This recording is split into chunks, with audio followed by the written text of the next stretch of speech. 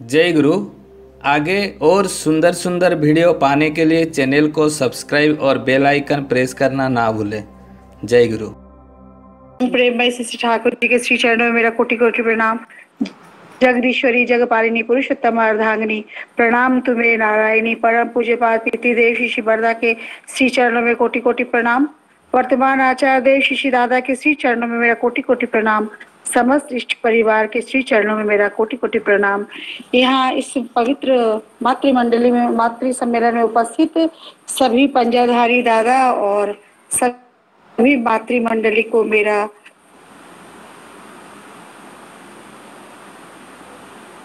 बहुत बहुत आभार व्यक्त करना चाहूंगी कि मुझे यहाँ पे बोलने का मौका मिला। ये कोरोना काल की ही देन है कि ऐसे परिचय आप लोगों से सबका हो रहा है, एक दूसरे से हम लोग परिचित हो रहे हैं।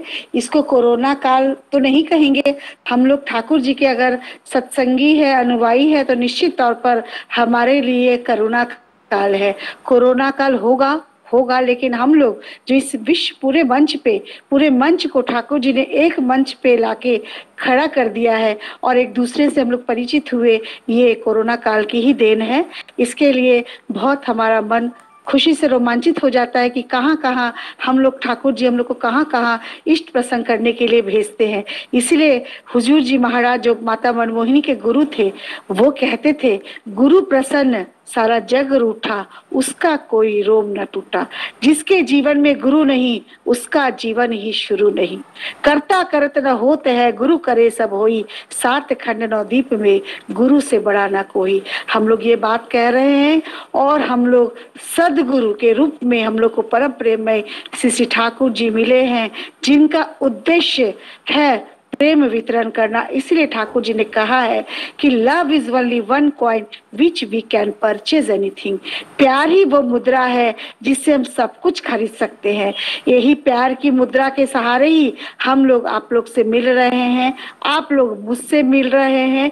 अगर बीच में ये ठाकुर जी की प्यार की मुद्रा नहीं होती, ठाकुर जी का प्यार का कॉइन नहीं होता, तो क्या हम लोग आपस में एक दूसरे से मिल पाते, देख पाते, समझ पाते? मुझे ऐसा लगता है कि हम लोग नहीं कर पाते। हमारे बीच में एक ही हम लोगों का उद्देश्य है, मेरा, आपका और पूरे सत्संगी लोगों का ठाकुर जी की प्रतिष्ठा करना, और हमारा कोई भी उद्देश्य नहीं है। इसी उद्देश्य से सब लोगों का मिलना जुलना और दोस्ती संभव हो पा रहा है, क्योंकि सभी का काम एक ही है, ठाकुर जी की प्रतिष्ठा करना। लेकिन अब यह है कि ठाकुर जी की प्रतिष्ठा कैसे होगी? ठाकुर जी की प्रतिष्ठा क्या बोलने से होगी? ठाकुर जी की प्रतिष्ठा क्या जाजन करने से होगी? ठाकुर जी की प्रतिष्ठा करने की भी नियम है।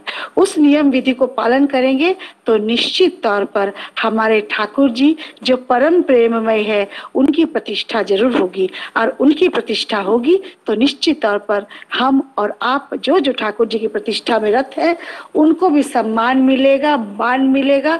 हम लोग कहते हैं ना कि अर्थ मान यश इत्यादि पाने की आशा में ठाकुर बनाकर पूजा भक्त मत बनो।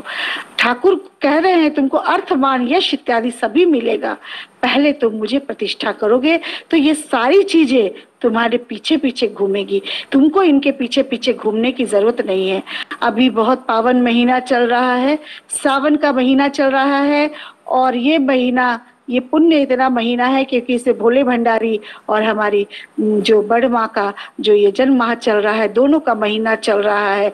जब लक्ष्मी पार्वती स्वरूपा हमारी माँ रहेंगी तो भोले भंडारी कैसे नहीं रह सकते हैं। श्रावण परिक्रमा उनका भी चल रहा है, दोनों का साथ साथ चल रहा है। इसी ठाकुर जी बड़ी माँ को इतना मानते थे, इतना सम्मान करते थे। देखिए, पति पत्नी का आधार वही होता है कि एक दूसरे का सम्मान करना, एक दूसरे का मान करना। जो हमारे ठाकुर जी, हम लोग तो सिर्फ बड़ी माँ की बात करते हैं कि बड़ी माँ स्वामी परायण थी, सती स्त्री थी, लेकिन ठाकुर जी हमारे कितने सम्मान से अपनी पत्नी अपनी लक्ष्मी स्वरूपा पत्नी का सम्मान करते थे।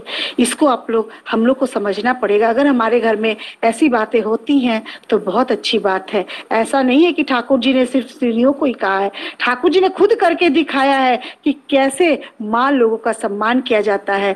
ठाकुर जी की ही वाणी है, पत्नी की निष्ठा नहीं पति में, पति का नहीं पत्नी में टान, ऐसे चाल चलन हो जिसका श्रद्धा हारा हो संतान।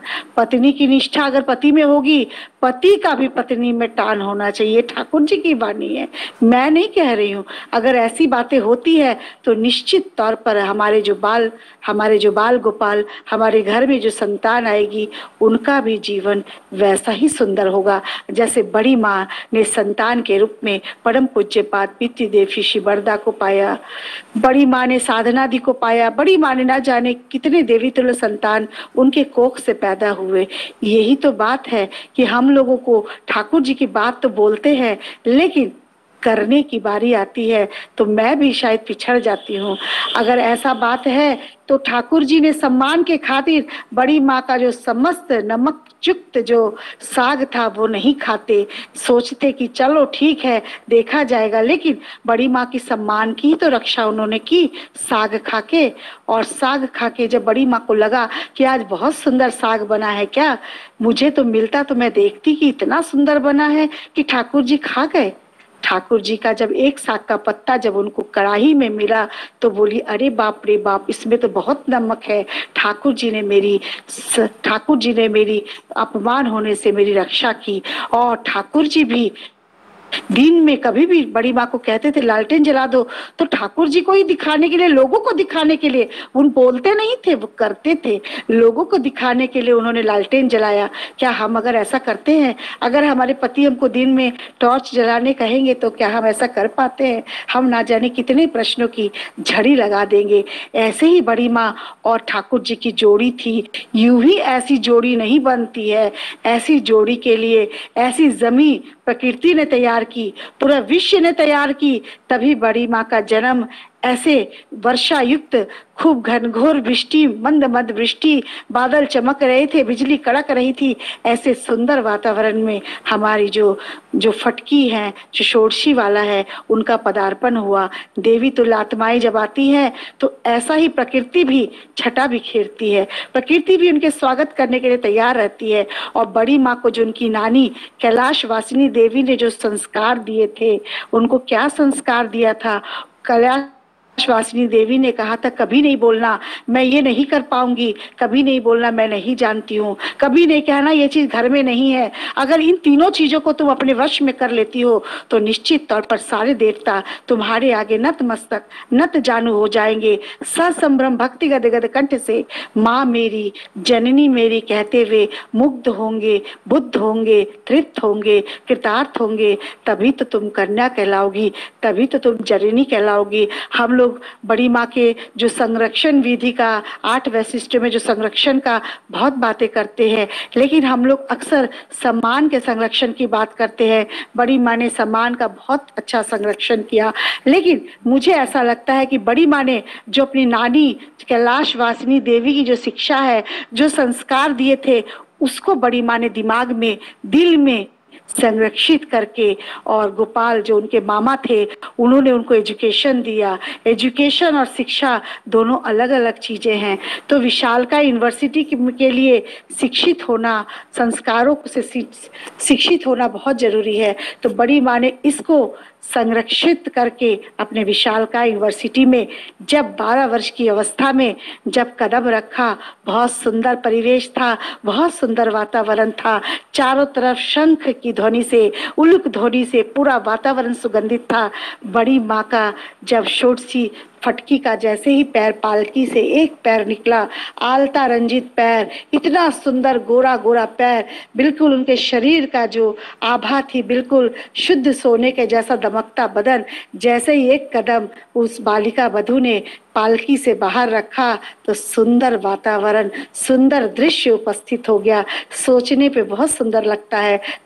और जब माता फटकी जब धीरे से विशालकाय यूनिवर्सिटी में नानी के संस्कारों को संरक्षित करके कदम रखा, तो जब वो रसोई घर में रहती तो बालक अनुकूल का मन, जो 18 वर्ष की थे, पति के मन, कोई भी पति अभी का हो चाहे उस समय का हो, उस पति को, अपनी पत्नी को देखने की लालसा रहती है। अनुकूल के मन में भी दिन भर यही लालसा रहती थी कि मैं अपनी बालिका बधू को, परिणीता को देख पाऊं, और बस इसी लालसा लिए अनुकूल रसोई घर में चले जाते।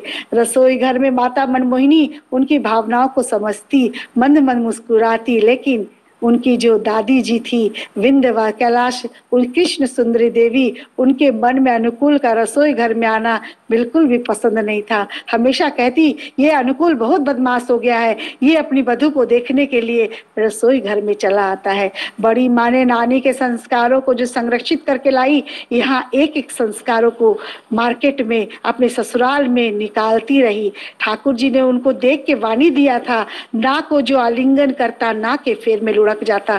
ठाकुर जी ने उनको कहा था, बातें करना गुड़ के जैसा, रहे देह लिपटाए, बड़ी होने पर भी मीठी बातें उल्टी दिशा में दाए, কথাই যদি মিষ্টি ফোটে সোহাগ ব্যবহারে, দরদি তুই অনেক পাবি অন্তরে বাহিরে। सारी वाणियां हमारी जो बड़ी माँ को देख के ही तो ठाकुर जी ने लिखा, और बड़ी माँ ने उसका अक्षरशः पालन किया। उनकी जो कर्ता माँ के रूप में जो कर्ता माँ कांटे बिछाती, बड़ी माँ एक एक करके सुंदर ढंग से कांटे को हटाती और उसको फूल में परिवर्तित कर देती। देखिए, हम लोग भी अपने जीवन में ऐसा कर सकते हैं। ज्यादा बड़ी बड़ी बातें नहीं करते हैं। यूनिवर्सिटी में बस ना नहीं बोलना है, मृदुभाषी होना है, और कभी भी किसी के लिए ना नहीं बोलना है। अगर ऐसा हम लोग कर लेंगे तो निश्चित तौर पर हमारा जीवन स्वर्गमय हो जाएगा। मैं 5 मिनट अपनी बातों को कह के, अपनी अनुभूति को कह के विराम दूंगी। मेरी जब शादी हुई थी, आज से 25-26 साल पहले, मैं देवघर से बिलोंग करती हूँ। मेरी शिक्षा दीक्षा देवघर में हुई। जब मेरे पिताजी ने अदीक्षित लड़के से मेरी शादी तय की, जब आचार्य देव ने कहा था यहीं पर शादी कर दीजिए, मेरे पिताजी सह प्रतिऋत्विक हैं, इसलिए कहते हैं ना, देव देवता हाजार धरिस आचार्य যার ইষ্ট নয়, স্পষ্টতর বুঝে রাখিস জীবন चलाए नेहात भय। दीक्षा लेके शिक्षा धरो आचार्य को करके सार, आचरणी बोध चलन से ज्ञान समंदर हो जा पार। मेरी शादी हुई अदीक्षित घर में, और ठाकुर जी ने बिल्कुल चमत्कार किया और आशीर्वाद दिया। ठाकुर जी हमारे जीवन में जादूगर की तरह काम करते हैं, और आज मेरे पति भी दीक्षा लिए हैं। आज वो एक सह प्रतिऋत्विक पंजाधारी ऋत्विक है। इसलिए मैं सभी से आह्वान करूंगी कि लड़कों की दीक्षा हो ना हो, लड़कियों की दीक्षा जरूर होनी चाहिए, क्योंकि लड़कियों के कंधे पर सवार होकर ठाकुर जी उसके विशालकाय यूनिवर्सिटी में आते हैं और उसकी रक्षा करते हैं। और बड़ी माँ का छोटे छोटे गुणों को लेकर अगर हम लोग चलेंगे तो अपने ससुराल को, अपने वातावरण को, अपने विश्व को, पूरे संसार को सुगंधमय बना सकते। इसलिए ठाकुर जी बोलते हैं, हृदय देकर हृदय खरीदो, सेवा देकर सेवा, व्यवहार देकर व्यवहार खरीदो, विभव बढ़ावे शोभा। सभी की मंगल प्रार्थना करते हुए इस मधुर वेला में, इस मधुर क्षण में सभी को मेरा भक्ति भरा हृदय से जय गुरु।